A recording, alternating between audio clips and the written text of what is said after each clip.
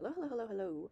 So I'm just going to be walking through this question, and even though it includes complex numbers, I think that if you're an Extension 1 student, that this video is worth watching because it has a lot of stuff on polynomials. Okay, so we told to find alpha and beta given that this whole caboozle is equal to that whole caboozle. And now we're like, okay, how the hey do I find alpha or beta given this?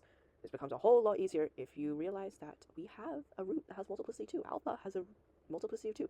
And what this tells us is that the first derivative of this, if we let that equal to 0, then we can find our possible values of alpha. So just to write this out really nicely, okie dokie, artichoke. So now we're like, okay, well, I know that p dash alpha is going to be equal to 0 because it's a root with multiplicity of 2. Okie dokie, cool. So first of all, let's just find what p dash alpha is, going to look like. So when we write this out, we just get that, 3 alpha squared plus 6 is equal to, our first derivative when we sub in alpha. And we also know that this should be equal to 0. Okay, cool. So now what do? We solve for alpha. That's what we do. So let's just subtract 6, move it over to this side, and while we're at it, let's just divide this by 3, and also square root this, and we know that we'll have a positive or a negative result, and this is equal to alpha. Let's just clean this up a little. And at this point, if you're unfamiliar with complex numbers, you may be going, well, gosh, diggity darn it, I guess alpha has no solutions because we cannot square root a negative number. And that is where complex numbers come in. And the definition of I is that I squared is equal to -1, meaning that I is equal to either the positive or negative root of -1.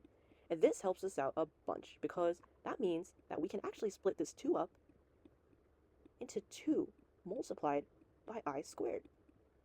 And we know that if we have something that is a perfect square inside of a third, we can just take it outside and, square root it. And then kaboom, kabam, there we have it. That is what our value of alpha is. But hang on, we have 2 possible values. Okay, well, if you're faced with 2 possible values, what you need to do is you need to test both of them. We know that this satisfies the statement that the first derivative of p of x when x is equal to alpha is 0. We know that it satisfies this expression, but we don't actually know if it satisfies the fact that p of alpha is equal to 0. We know that one of these values won't equal to 0 if we sub it into our original equation. So we want to test p of alpha. Okie dokie. Cool. So, let's just work this out. So the way that I would go through or like calculate this is I would just be like, okay, well, what is I root 2 squared? That's going to be -2. So we're just going to get -2 multiplied by I root 2. So we get -2 I root 2 plus 6 I root 2 minus 4. Well, just to keep uniformity, I'm just going to write this one now as 4I root 2. Doesn't really matter. Okie dokie. We can pretty much just group them together. And we get -2 plus 6 minus 4. We can literally just think about it like that. What is -2 plus 6 minus 4? It's 0. Great. So we know that it is the positive version of this expression, which is actually a root of the equation. This is a solution of the equation. Okay, cool. So now we're like, okay, what do we do with this information? Knowing that, alpha is equal to I root 2. What do we even do with that? Well, this is where it actually gets pretty interesting. If you thought that was interesting, just wait for what's about to come, okay? And, if you thought what I showed previously wasn't interesting, just buckle up because you're in for a treat, truly. So, alpha is equal to I root 2. So we can actually sub that back into this equation, okay?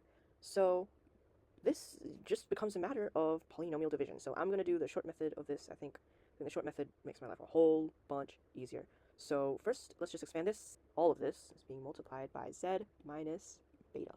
So z squared minus 2 I z root 2 minus 2 is supposed to be equal to, well, we already know that we're going to have a z, but we want to figure out, well, what could our possible value of beta be? What I'm actually going to do is I'm going to rewrite this side of the equation with 0 z squared. This is going to help us a lot in trying to find our value of beta, and you will see that later, so stay tuned. Well, not even later, very, very soon.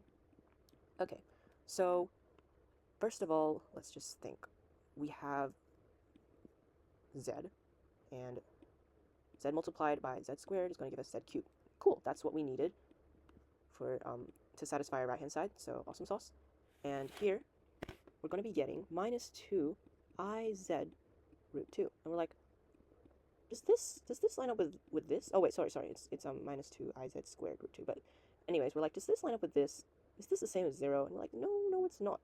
And therefore, we know that our next term has to be whatever balances this out, because we know that our next term, let's say, like, I don't know, whatever the hell our next term is, it's going to be multiplied by z squared, meaning that it will pretty much just balance out this entire equation, as long as we find some value that lets this equal to 0. Easy peasy. We know that positive 2i root 2 is what is going to give back out, I guess, positive 2iz squared root 2. Because if you think about it, this is eventually going to get multiplied out here, which is going to give us positive 2iz squared root 2, which will balance this out and give us this right here. And I mean, I guess you could technically expand this all out and check if this satisfies that, but I'm not going to do that. So therefore, we know that beta is going to be equal to negative 2i root 2. Awesome sauce. So we have found alpha and beta. Great. I hope that this was a somewhat enlightening and, well, fulfilling video. Maybe that's a bit of a stretch, but I hope that it was enjoyable, because I thought that it was pretty darn cool. Okay, thank you.